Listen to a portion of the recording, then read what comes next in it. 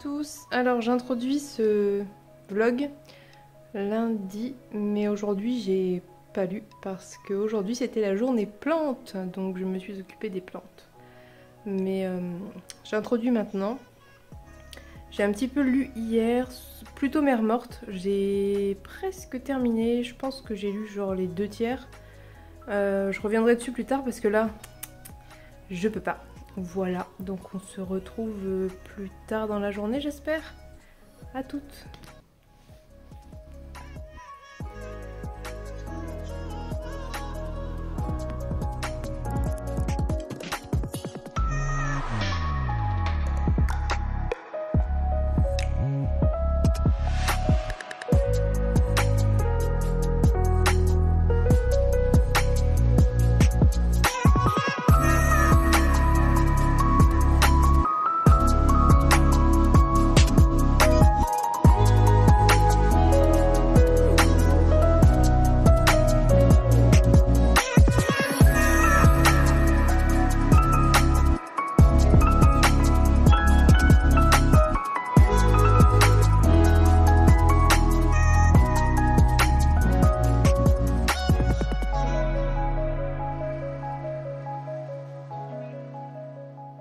Coucou, alors aujourd'hui c'est mardi et comme vous avez vu je suis allée faire des courses et qui dit faire des courses dit eh bien rayon culture, librairie et j'ai acheté 2 trucs, alors vous n'êtes pas prêts hein.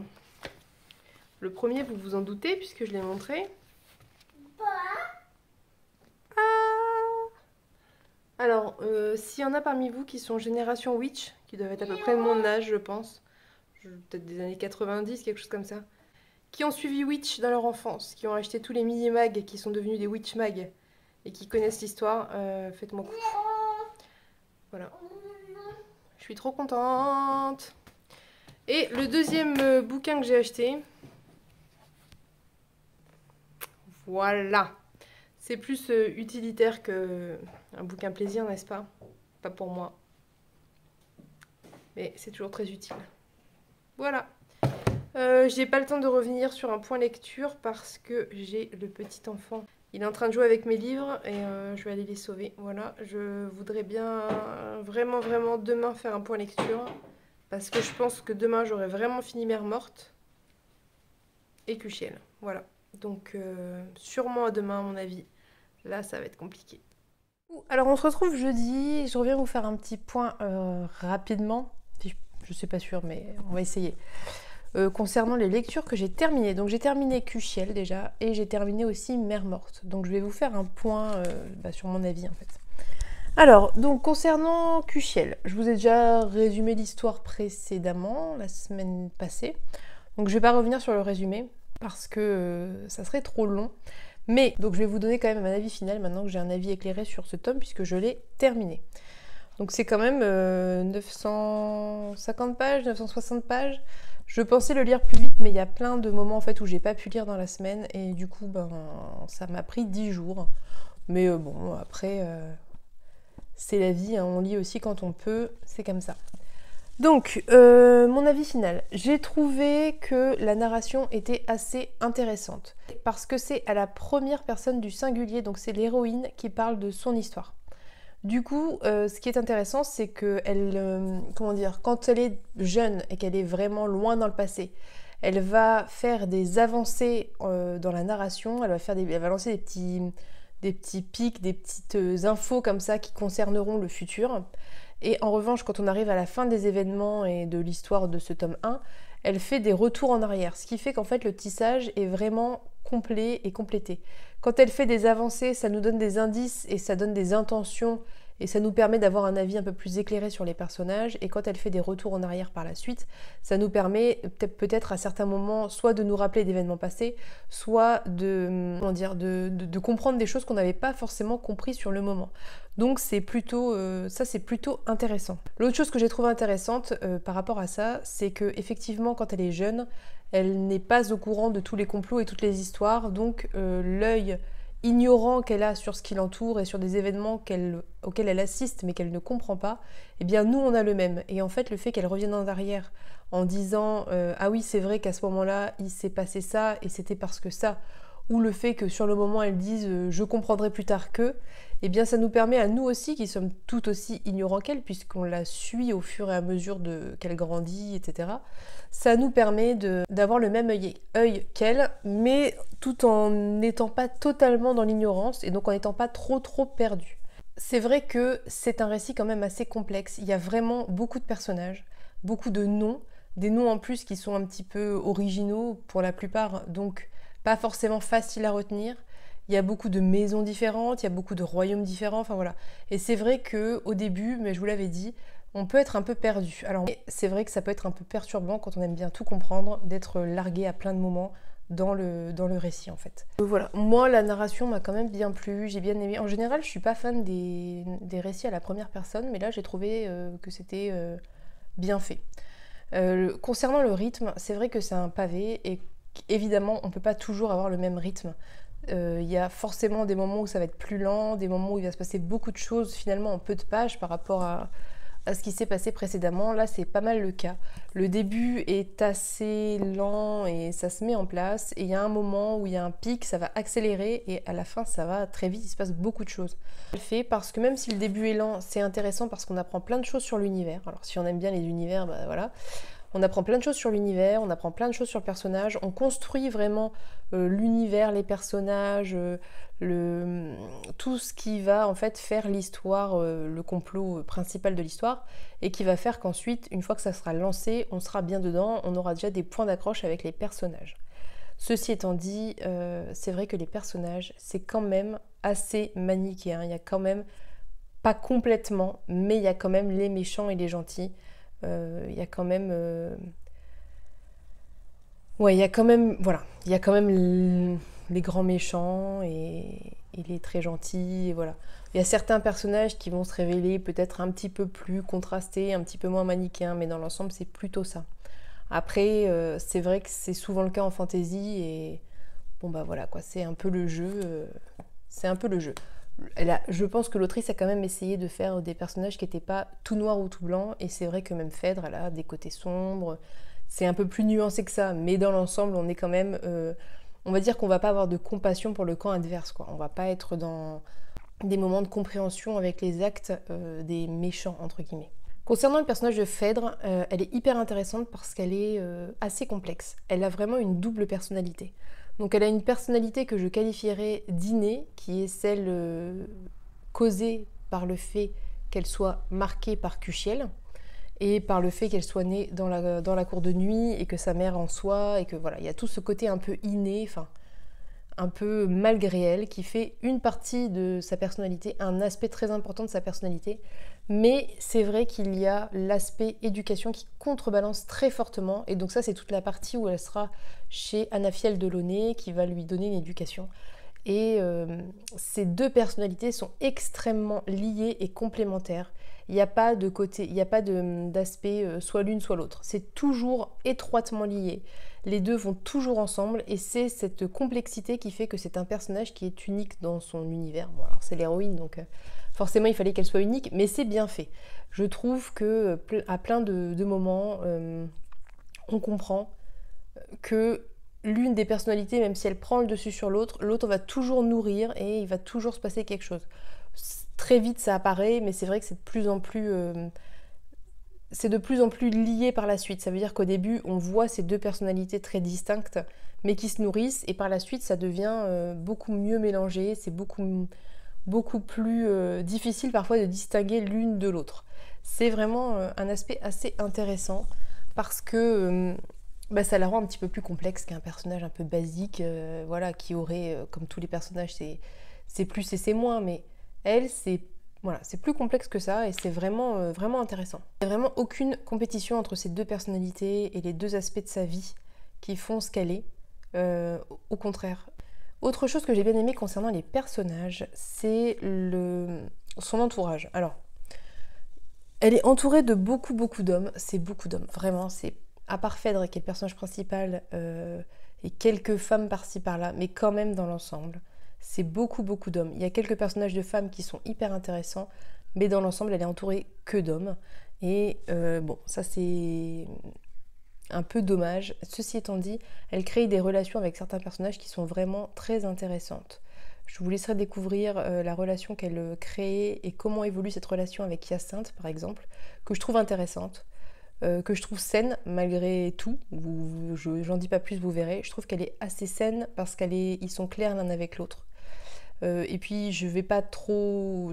Bon, je peux vous parler quand même de la relation avec Delaunay qui est hyper intéressante puisque c'est une relation de professeur à élève mais en même temps de parent à enfant et en même temps quelque part il l'a racheté donc il y aurait un peu cette notion où elle lui appartient mais lui n'est pas dans ça. Enfin, il y a vraiment toute cette complexité. Il y a aussi le personnage d'Alcuin qui est l'autre élève de Delaunay et qui pourrait être en compétition avec elle parce qu'il était là avant et que voilà.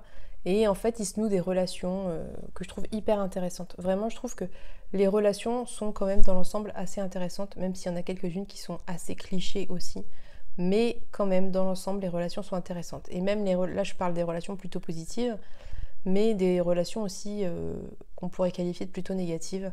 Il y a quand même toujours, toujours un petit peu nuancé. Mais je vous laisserai découvrir les relations avec les personnages. En tout cas, moi, j'ai beaucoup aimé la relation qu'elle noue avec Delaunay, la relation qu'elle noue avec Alcuin, la relation qu'elle noue avec Hyacinthe, qui apparaît très tôt dans le récit et qui est l'une des premières personnes qui entre vraiment dans sa vie en tant que personnage important et pas juste en tant que personnage secondaire, on va dire. Et ensuite la relation qu'elle va nouer avec quelqu'un d'autre que je vous laisserai découvrir. J'ai trouvé très intéressant qui va être la mythologie entre guillemets de l'univers. Il y a énormément d'inspiration et vous allez forcément en reconnaître, c'est impossible de passer à côté. On retrouve l'inspiration autour de la religion juive, des inspirations autour des religions polythéistes, notamment grecques et romaines, des inspirations concernant tout ce qui va être plutôt Bretagne antique, donc l'Angleterre en fait, et tous les peuples dits barbares. On retrouve aussi évoqué, même si on le voit très peu, tout ce qui va être plutôt Renaissance italienne. En fait, il y a vraiment beaucoup d'époques et d'ailleurs de lieux de géographie que vous allez, je pense, reconnaître, qui sont mélangés. Mais ça crée quelque chose d'original tout en étant des points d'ancrage connus. Ça veut dire qu'on n'est pas dans un monde complètement nouveau où rien n'est reconnu. Tout ce qui va être concernant la cour de nuit, c'est nouveau et c'est du jamais vu pour ma part en tout cas. Mais tout ce qui est autour, c'est du connu et c'est plutôt cool parce que ça fait des points d'ancrage de connaissances. On n'est pas complètement perdu. Donc ça c'est intéressant et en plus c'est fait de manière plutôt intéressante parce que c'est des choses que j'aurais pas osé mélanger mais qui sont mélangées et qui sont bien mélangées. Dans l'ensemble, j'ai beaucoup aimé. J'ai trouvé que ça se lisait très bien, même si c'est quand même long. Il y a des passages plus complexes que d'autres à lire, mais ça se lit quand même bien. C'est pas inaccessible. Comme je vous dis, il y a plein de choses qu'on connaît, donc c'est pas totalement inaccessible si on a peut-être pas si on n'a jamais lu de la fantasy, mais si on a déjà lu un peu de fantasy, c'est accessible. Et je vais lire le tome 2 parce que la fin, qui est une fin concernant l'histoire principale, est quand même une fin ouverte sur de potentielles prochaines aventures et de prochains complots, prochaines histoires en fait. Donc ça donne envie de lire la suite, même si on n'est pas sur une grosse fin où il faut absolument prendre la suite parce qu'il y a un personnage, la vie d'un personnage qui est en danger, etc. Non, c'est pas le cas. Mais en même temps, c'est pas plus mal parce que si on a envie de s'arrêter, on peut. C'est juste une toute petite ouverture. Si on a aimé l'histoire et les personnages, on peut avoir envie de continuer. Si on a apprécié sans plus, on peut s'arrêter parce qu'il y a une fin quand même au tome. Et il y a pas mal quand même de trigger warning, plein de sujets qui sont peut-être délicats. Si on est mal à l'aise avec tout ce qui est sexualité, ça va être compliqué parce que la cour de nuit, ça ne tourne qu'autour de ça et qu'une grosse partie du début du roman tourne autour de ça. Si on est mal à l'aise avec tout ce qui va être rapport à l'esclavage et ce que peuvent subir des esclaves, c'est le cas. Si on est mal à l'aise avec les descriptions de torture, même si elles ne sont pas extrêmement poussées, mais il y en a quand même, il y en a dans le livre, quoi. Donc voilà, c'est quand même, ça reste un peu violent quand même. Je préfère vous le dire, c'est un peu violent quand même. Même si c'est pas le gros du livre, il y a quand même pas mal de passages qui peuvent heurter la sensibilité si on n'est pas à l'aise avec ce genre de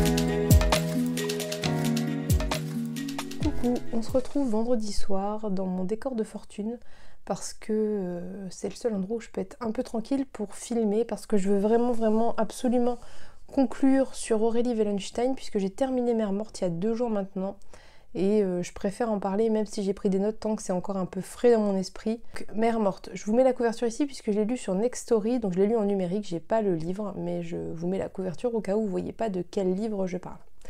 Je vais vous faire un petit résumé de l'histoire pour commencer, de manière à ce que vous voyez de quoi je parle, et puis potentiellement ça peut vous donner envie de le lire si les sujets vous intéressent. Donc Mère morte se déroule dans notre monde, sauf que c'est un monde post-apocalyptique, puisqu'il y a une quinzaine d'années au moment où le récit débute, l'eau a totalement disparu de la surface de la Terre. Il n'y a plus de mer, plus de lac, plus rien en fait.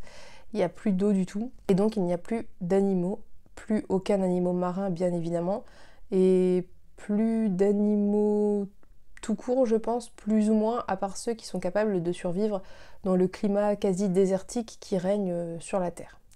Donc dans ce monde post-apocalyptique, les animaux marins reviennent se venger sur les humains et viennent dévorer leur âme durant les marées hautes qui sont des marées fantômes, et à cette occasion, une brèche, on va dire, s'ouvre et les animaux marins sous forme de fantômes ressortent de l'autre monde, si on peut dire ça comme ça, pour attaquer les humains.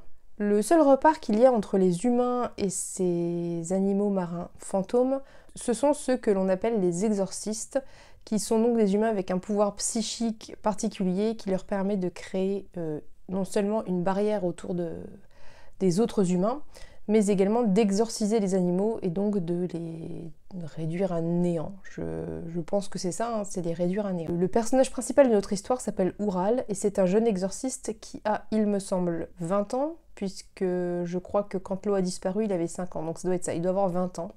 Et donc c'est un jeune exorciste qui vit au sein d'un bastion en France. Moi, je l'ai imaginé comme le Mont-Saint-Michel, je sais pas pourquoi, mais je suis pas sûre que ce soit ça, mais peu importe, vous imaginez ce que vous voulez. Et donc son rôle est de protéger ses congénères et sa communauté lorsque les marées hautes arrivent et que les animaux fantômes débarquent pour les dévorer.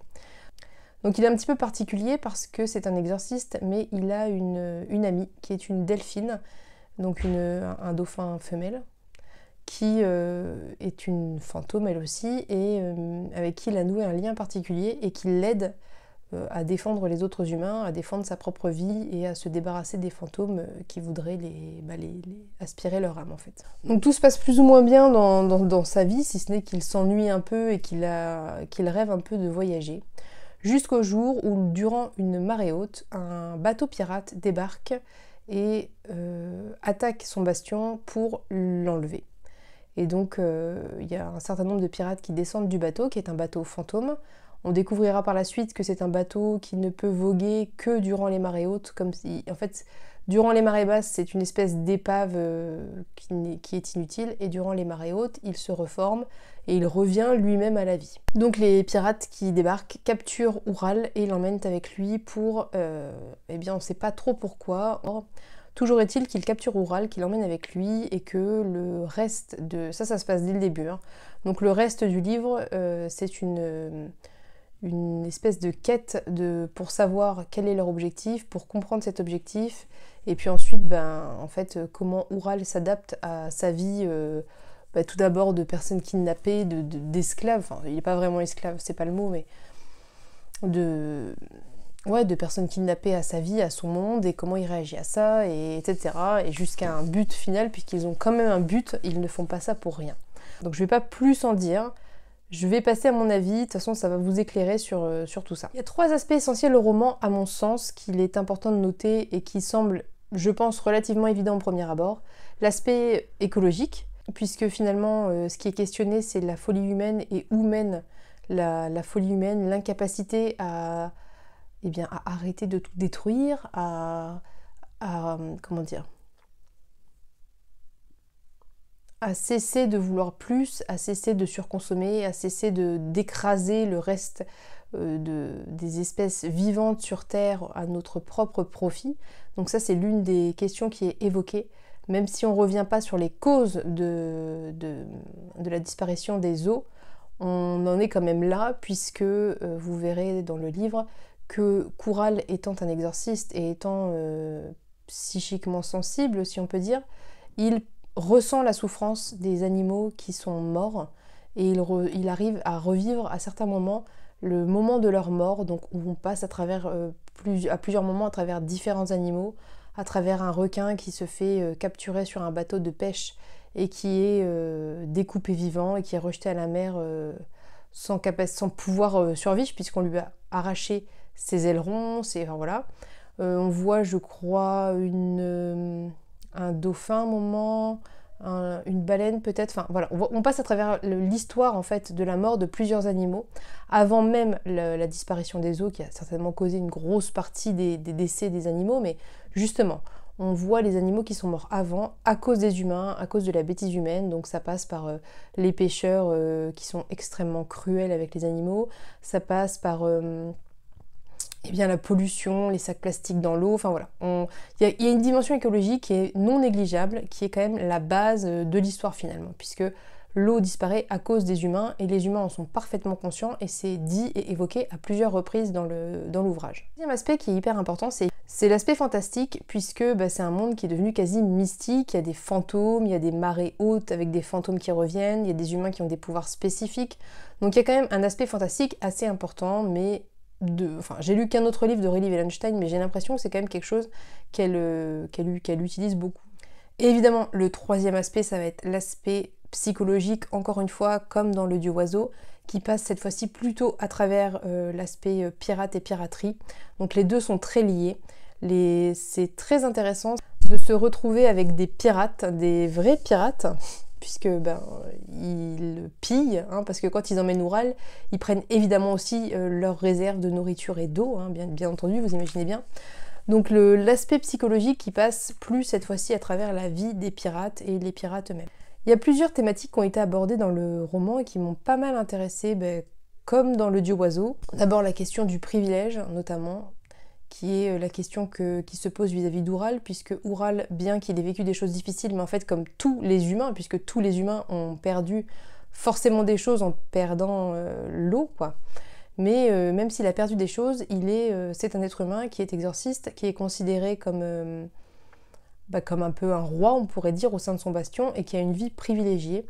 Et au début du roman, il a l'impression d'être malheureux, qu'il a eu une vie assez horrible, mais en fait, il se rend compte et il questionne ses privilèges en parlant et en voyant d'ailleurs, en assistant à des choses vis-à-vis des autres pirates. La question du privilège est hyper intéressante parce que, encore une fois, on revient à l'expérience traumatique. À travers la discussion qu'il va avoir avec d'autres pirates et qui ont vécu des choses vraiment beaucoup, beaucoup plus difficiles que ce que lui a vécu et beaucoup plus difficiles que plein d'autres humains, on va évoquer la question du traumatisme, de comment on se remet du traumatisme et comment on vit avec le traumatisme et comment on passe au-dessus, etc. Donc encore une fois, la question traumatique revient à nouveau dans ce récit, même si elle est moins mise en avant que dans Le Dieu Oiseau, elle est pourtant bien là et elle existe. Il y a une véritable complexité et une véritable profondeur des personnages. Il y a l'aspect d'abord en surface quand on commence le roman, et plus on avance dans le roman, plus on creuse et plus on se rend compte que tous les personnages ont une complexité intérieure et en fait qui est due tout simplement à leur histoire. Et ça c'est vraiment un aspect que j'aime beaucoup chez Aurélie Wallenstein, en tout cas dans les deux ouvrages que j'ai lus d'elle, c'est vraiment la complexité des personnages. Chacun a son histoire qui les a menés là où ils en sont, qui est le fruit de leur réaction face à ce qu'ils ont vécu, et c'est hyper intéressant. C'est à travers le regard d'Oural, qui finalement est un personnage plutôt privilégié, en tout cas qui a vécu 20 années plutôt privilégiées, qu'on va découvrir le monde extérieur. En découvrant le monde extérieur, il nous amène à découvrir ce monde extérieur aussi, puisque nous, on a même si c'est pas la première personne, on suit son regard, nous on découvre l'univers en fait, et lui quelque part aussi, puisque il me semble qu'il a été enfermé dans ce bastion, il avait peut-être 10 ans, il n'a jamais voyagé, il ne connaît pas le monde extérieur, il n'a jamais été confronté à beaucoup de personnes différentes, et en découvrant les autres pirates, en voyageant à travers le monde, puisqu'il passe à travers plusieurs pays, etc., il découvre le monde extérieur, et nous aussi. Et c'est très intéressant parce que au début de l'ouvrage, Oural est un personnage qui est très orgueilleux, qu'il l'est malgré lui, il ne veut pas forcément l'être, et c'est pas quelque chose qu'il porte fièrement, mais à plein de moments, il dit des choses très orgueilleuses, très méprisantes, dues au fait qu'il est un exorciste, dues à différentes choses, et en fait, en échangeant avec les autres, en se rendant compte de ses privilèges, il va changer, il va évoluer, et nous avec lui. On redécouvre encore cet aspect que j'avais aussi trouvé très intéressant dans Le Dieu oiseau, c'est les humains qui sont bourreaux et les humains victimes. Dans cet ouvrage, c'est d'autant plus développé que les humains sont d'office bourreaux, de par le fait qu'à cause d'eux, à cause de nous, l'écosystème a été broyé et une grande partie de la vie sur Terre a disparu, que tout est bouleversé et que nous avons, avant même les humains, c'est pour ça que je dis nous, parce qu'à l'heure actuelle ça existe, avant même que les autres disparaissent et que tout soit complètement flingué, déjà, les humains étaient les bourreaux des animaux, dans l'histoire c'est clairement montré, c'est un fait, je pense qu'il est difficile de nier à l'heure actuelle, les humains sont les bourreaux des animaux, les bourreaux de l'écologie, les bourreaux de la nature, et donc dans ce livre, ça apparaît. Mais on se rend compte aussi que beaucoup d'humains sont victimes de leur environnement, de leur vie, et surtout victimes d'autres humains. Donc on a encore ce balancement entre humain bourreau, humain victime qui est très intéressant, d'autant plus que là, l'intégralité de l'humanité est considérée comme un bourreau du reste de la vie sur Terre, mais il y a ceux qui subissent, les grands bourreaux on va dire, et ceux qui n'ont aucun scrupule à détruire, à tuer, que ce soit des animaux par le passé, que ce soit des humains à l'heure actuelle. Donc il y a vraiment une question sur qui est bourreau, qui est victime, et dans quelle mesure certains humains sont même les bourreaux de leurs propres congénères, en fait, jusqu'où va la folie humaine d'avoir massacré toutes les autres espèces, mais en plus de massacrer sa propre espèce.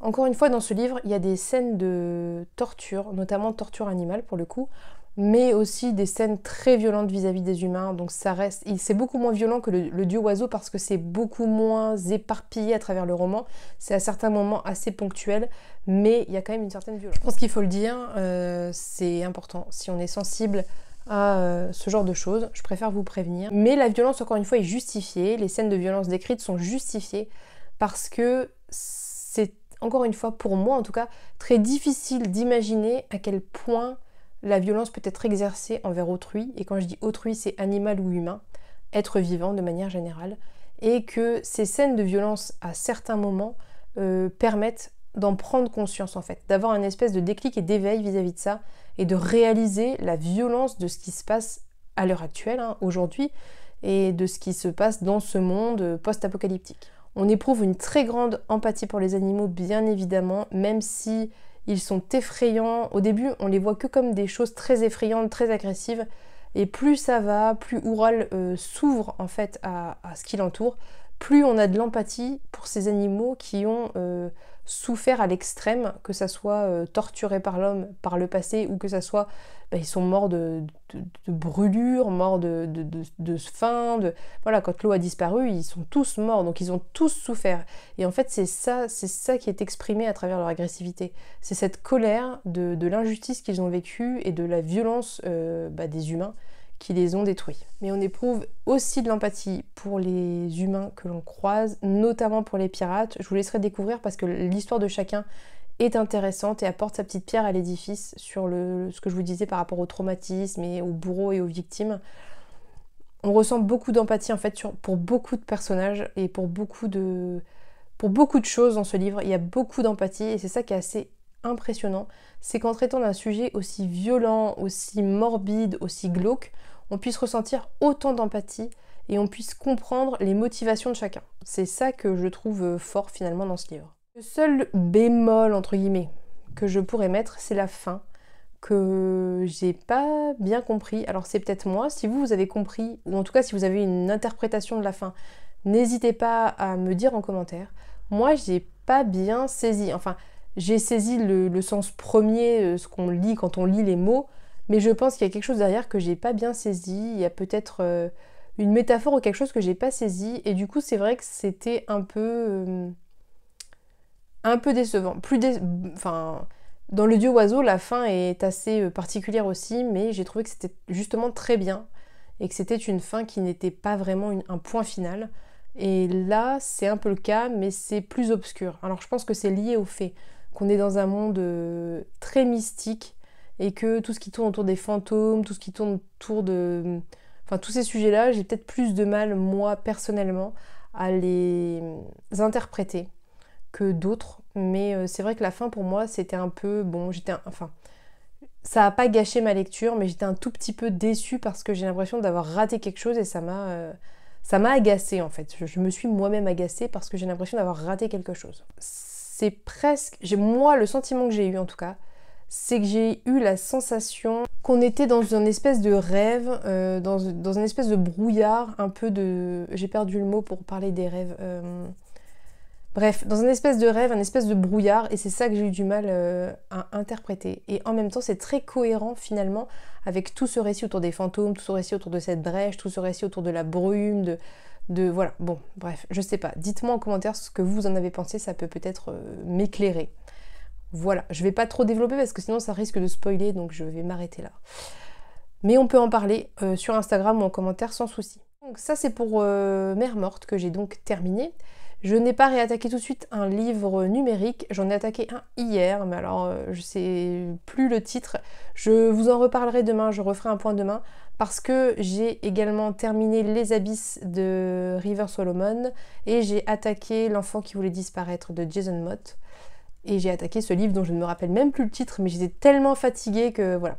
Donc je vous referai un point demain de toute façon, mais je voulais faire un point aujourd'hui parce que sinon demain ça va être trop dense, et moi après j'ai du mal quand il faut monter, et il faut que je vois où j'en suis, à combien de temps j'en suis, pour savoir si demain je parle beaucoup ou si j'essaie de faire vraiment tout court. Voilà, donc je vous laisse pour ce soir, et puis on se retrouve demain. Normalement demain je vais aller à la médiathèque, parce qu'une de mes réservations est arrivée, et que j'ai QCL à rendre, et que j'espère pouvoir ramener l'enfant qui voulait disparaître de Jason Mott, parce que c'est un livre récent et que je crois que j'ai assez peu de temps pour le lire. Donc bon, bref, je préférerais le ramener assez rapidement. Et puis en plus, il est vraiment super. J'ai adoré, j'ai lu peut-être 3 chapitres, je crois. Les chapitres sont assez longs. Et j'ai adoré le début, je trouve ça génial. Mais voilà, bon, je vous laisse. Et puis on se dit à demain. Bye!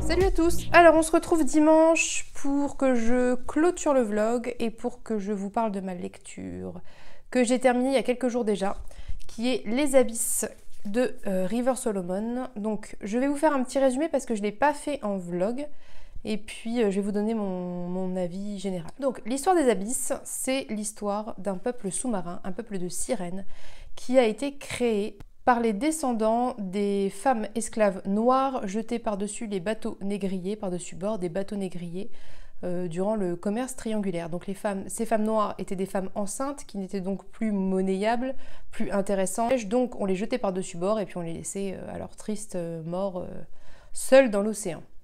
Donc ces femmes noires, en tombant dans l'eau et en mourant, donnent malgré tout naissance à leurs bébés, qui deviennent petit à petit des sirènes.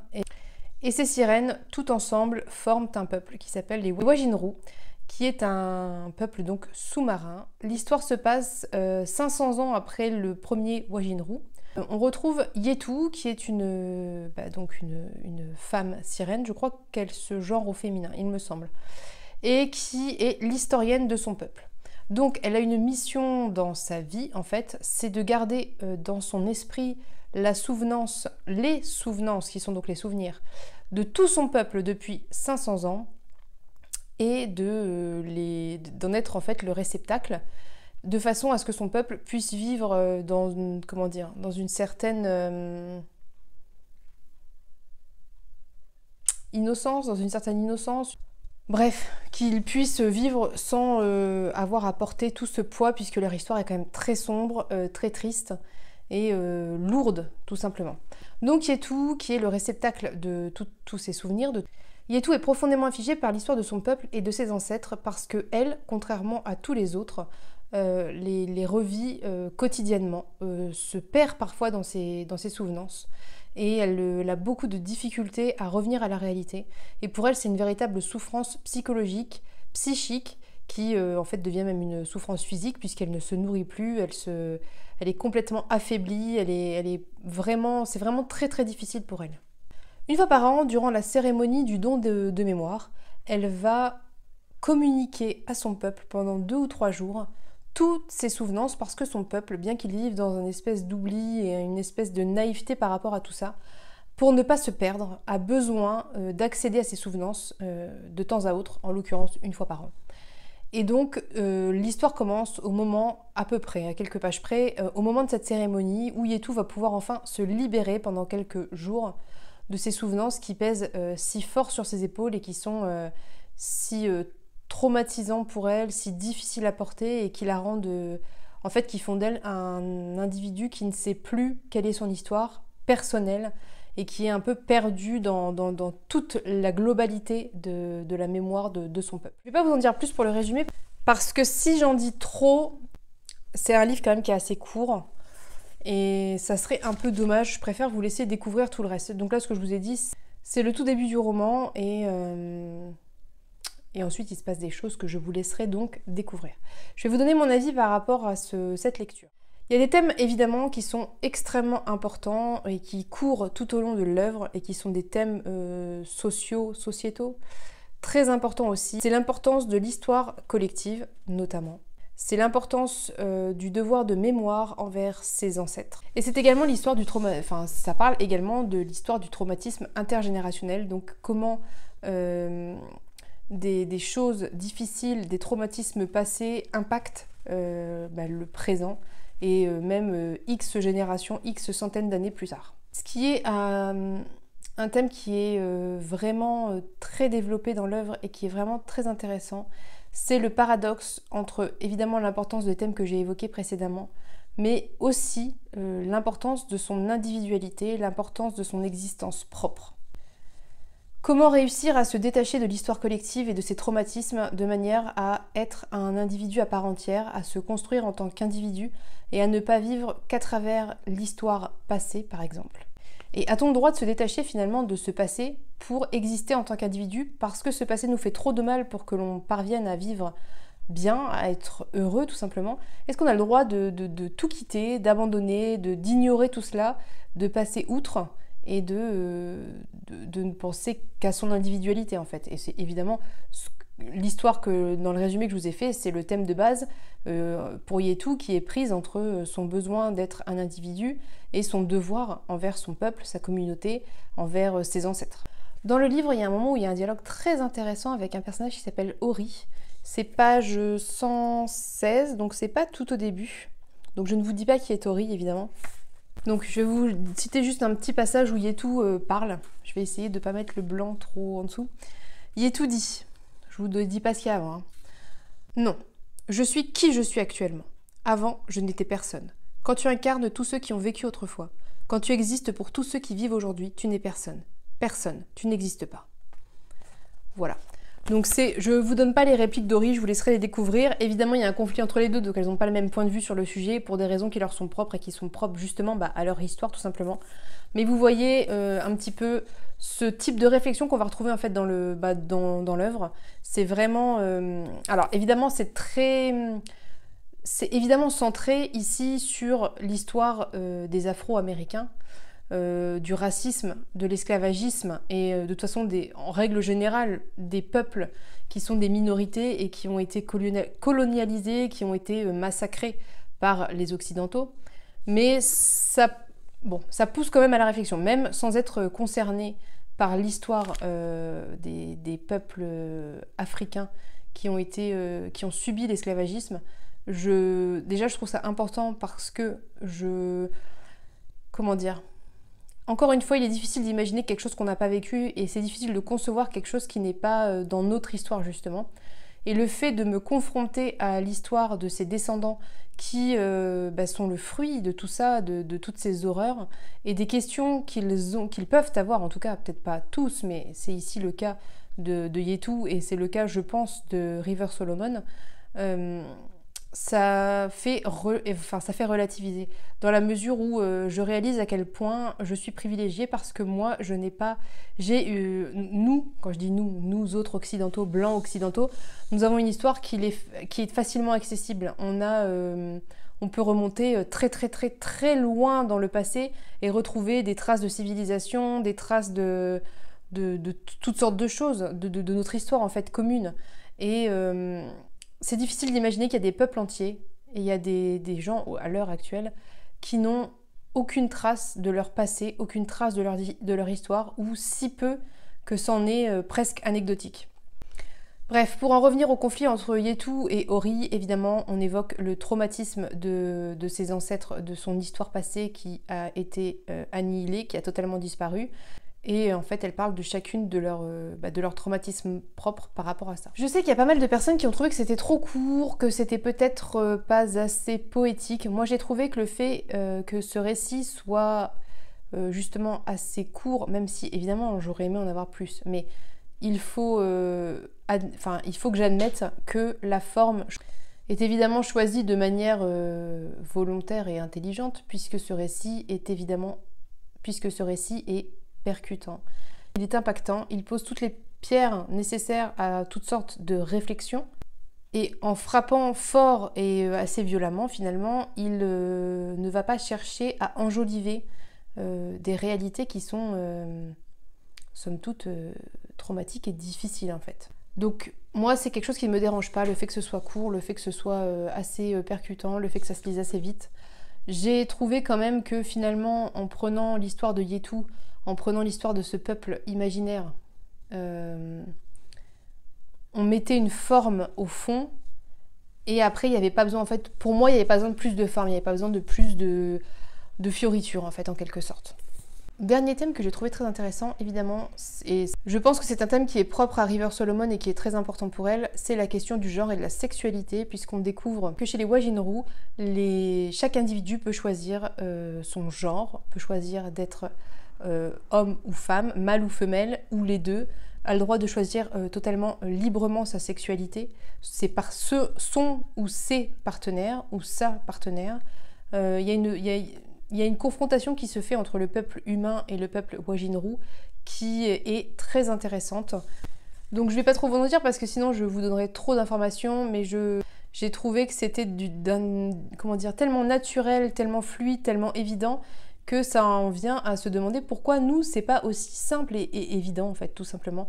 Pourquoi dans notre monde concret, réel et tout ce que vous voulez, il est si difficile d'accepter la sexualité et le genre d'autrui. Pourquoi ça pose autant de problèmes alors qu'en fait c'est un choix individuel propre à chacun qui ne concerne que l'individu concerné, et c'est tout en fait. Et c'est vrai que voir un peuple dans lequel c'est une telle évidence, et c'est même pas une question en fait, c'est même pas un débat, il n'y a pas de débat en fait. Et c'était vraiment très intéressant. J'ai trouvé ça assez génial, et je sais que dans la petite jaquette intérieure, il est dit que River Solomon est une personne transgenre née aux États-Unis qui vit désormais en Grande-Bretagne. Donc évidemment que c'est un thème qui touche particulièrement l'auteur. Petite rectification au montage, River Solomon utilise le neutre pour parler de sa personne. Donc je préfère corriger maintenant et rectifier mon erreur. Donc c'est Yel.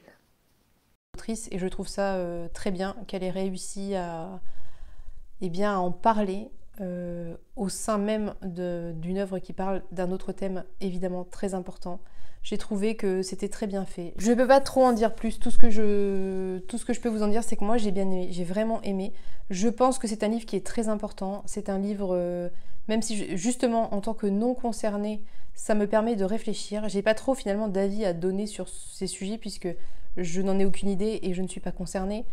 Mais je pense que, en tout cas, je vais m'adresser à toutes les personnes non concernées comme moi. Lisez-le et eh bien, interrogez-vous et lisez d'autres choses en rapport et interrogez-vous. Voilà. Ça, c'était pour les abysses que j'ai terminé. J'espère que j'ai pas été trop brouillon.